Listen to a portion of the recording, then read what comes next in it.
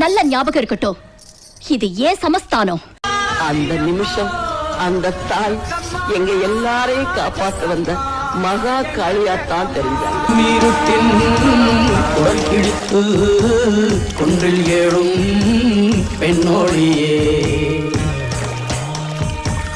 கோபம் கொண்டு பிடித்தால் கொப்பரிக்கும் காளியம்மா